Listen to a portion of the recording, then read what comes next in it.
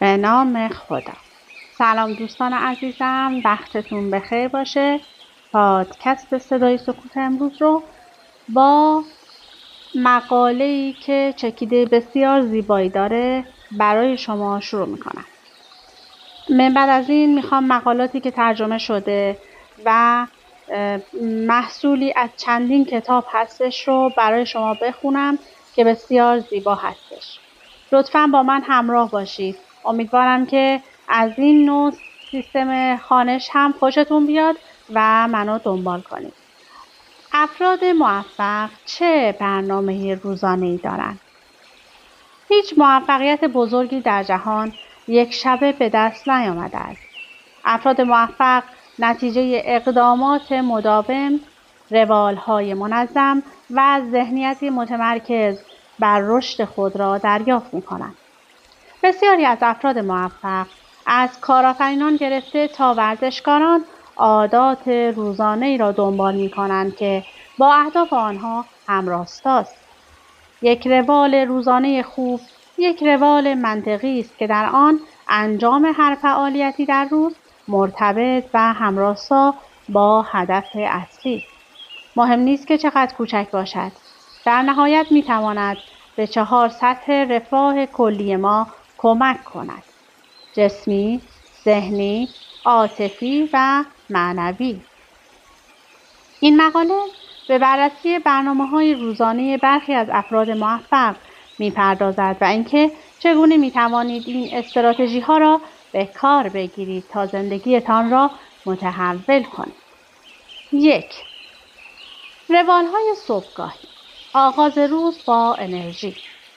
زود بیدار شدن. بسیاری از افراد موفق از جمله تیم کوک، مدیرعامل اپل، و ریچارد برانسون، بنیانگذار گروه ویرجین، قبل از سپیددن بیدار می‌شوند. این شروع زودهنگام به آنها زمان بدون مزاحمت برای تمرکز بر رشد شخصی می‌دهد. بیدار شدن زود می‌تواند به افزایش بهره‌وری، تمرکز بهتر و احساسی از دستاورد که لحن روز را تعیین می‌کند منجر شود. این موضوع در مورد اغلب افراد صادق است، لکن افراد موفق دیگری هم هستند که با صبح زود بیدار شدن مشکل دارند و شبها عملکرد بهتری دارند و در کار خودشان موفق هم هستند. ما در اینجا به برنامه روزانه‌ای که بیشتر افراد موفق رعایت می‌کنند می‌پردازیم و به این موضوع هم آگاه هستیم که بدن و فیزیولوژی هر فرد با فرد دیگر متفاوت است و این نسخه در مورد همه انسان‌ها صادق نیست. بهتر از شما بر اساس اینکه بدنتان در کدام زمان روز بالاترین کارایی را دارد برنامه‌های زندگی خود را تنظیم کنید، ولی از مزایای بیدار شدن صبح زود غافل نشوید. ذهن آگاهی و مدیتیشن. یک راه عالی برای جلوگیری از استرس روزکاری انجام منظم تمرینات مدیتیشن است. مدیتیشن یک رویه رایج در میان افراد موفقی مانند اوپرا وینفری، آریانا هافینگتون استش. آیا می‌دانستید که استرس می‌تواند عضلات انسان را از طریق افزایش تنش فیزیکی دردناک کند؟ مدیتیشن درد ناشی از آن را کاهش می‌دهد. در مقایسه با سایر تکنیک‌های آرامبخشی مانند گوش دادن به موسیقی یا نوشیدن چای، مدیتیشن به طور قابل توجهی بهتر اضطراب را کاهش می‌دهد. حتی 10 تا 15 دقیقه مدیتیشن در صبح می‌تواند به طریق مثبت بر روز شما تأثیر بگذارد. هیچ چیز مانند تمرکز حواس در صبح شما کمک نمی‌کند تا برای مدتی از دنیایی که همیشه شلوغ است بیرون بیایید. ورزش کردن. ورزش منظم برای حفظ انرژی و تمرکز بسیار مهم است. بسیاری از افراد موفق فعالیت‌های بدنی را به روال صبحگاهی خود اضافه می‌کنند. به عنوان مثال، باراک اوباما به خاطر تمرینات روزانه‌اش شناخته شده است که به او کمک می‌کند تا از نظر جسمی و ذهنی در وضعیت خوبی باشد. چه یوگا باشد، چه دویدن یا وزنه برداری، چیزی را پیدا کنید که برای شما مناسب است و آن را به عادت تبدیل کنید. 2. تعیین اهداف. کلید اصلی جهتگیری. اولویت بندی کارهای روزانه. افراد موفق معمولاً روز خود را با مرور اهداف خود آغاز می کنند و اطمینان حاصل می کنند که با چشمانداز بلند مدت خود همراستا هستند.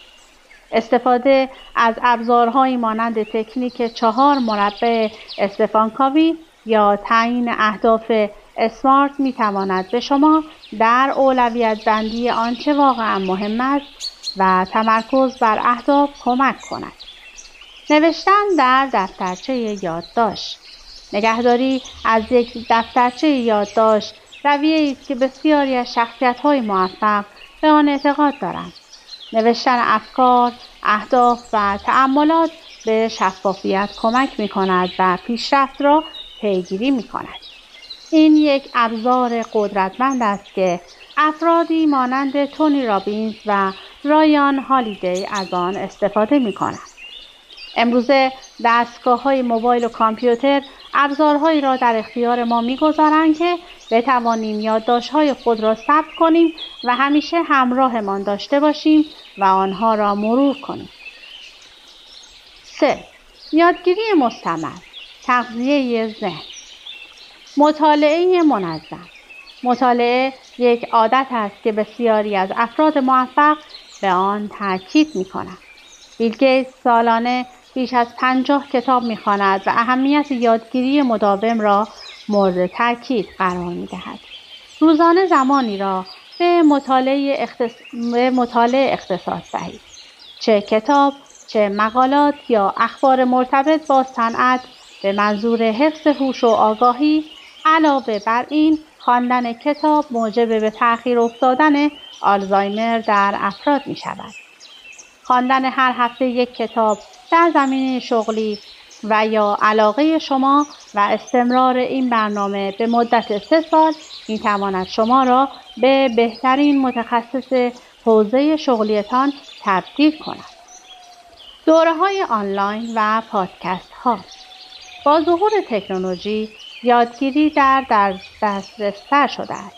شرکت در دوره‌های آنلاین یا گوش دادن به پادکست‌های میزبان شخصیت‌های برجسته صنعت می‌تواند به شما کمک کند مهارت‌ها و بینش‌های جدیدی کسب کنید.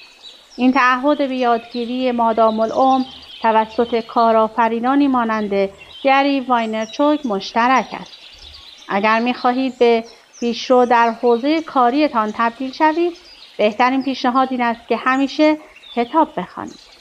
کسانی که رهبر حوزه خودشان هستند همیشه کتاب می‌خوانند و کسانی که همیشه کتاب می‌خوانند به رهبر حوزه کاری خودشان تبدیل می‌شوند. 4. شبکه‌سازی و همکاری. ساخت روابط. زمان شبکه‌سازی در برنامه خود داشته باشید. افراد موفق اهمیت ساخت روابط را درک می‌کنند. آنها معمولاً زمانی را در برنامه خود برای شبکه‌سازی قرار می‌دهند، چه از طریق رویدادهای صنعتی، ملاقات‌های کوتاه یا پلتفرم‌های آنلاین مانند لینکدین. سعی کنید هر هفته با یک نفر جدید ارتباط برقرار کنید که همراستا با اهداف و برنامه‌های آینده شماست. پیوستن به گروه‌های ذهنی. پیوستن به یک گروه ذهنی می‌تواند آشنایی با دیدگاه‌های جدید را برای شما فراهم کند. بسیاری از رهبران موفق در این گروه‌ها شرکت می‌کنند تا ایده‌ها را تبادل کنند و از یکدیگر حمایت کنند. به دنبال گروه‌های محلی یا آنلاین باشید که با علایق شما همراستا باشند. اگر به طور مداوم با کسانی نشست و برخاست کنید که هم فکر شما هستند، تشکیل این فضای ذهنی مشترک باعث تقویت این فضا می شود و هم یاد می گیرید و هم یاد می دهید. گروه‌های همفکر همیشه موجب تولد ایده‌های بهتر شده‌اند. 5. روال‌های شبانه. تأمل و آماده سازی. به تأمل در روز خود بپردازید. قبل از خواب بسیاری از افراد موفق زمانی را برای تأمل در دستاوردها و چالش‌های روز خود اختصاص می‌دهند. این عمل می‌تواند نقاط ضعف و قوت را با وضوح بیشتری نشان دهد و به برنامه‌ریزی برای روز بعد کمک کند. هر روز مدتی را اختصاص به بررسی کارهایی دهید که در طول روز انجام داده‌اید و آن را با برنامه خودتان مقایسه کنید.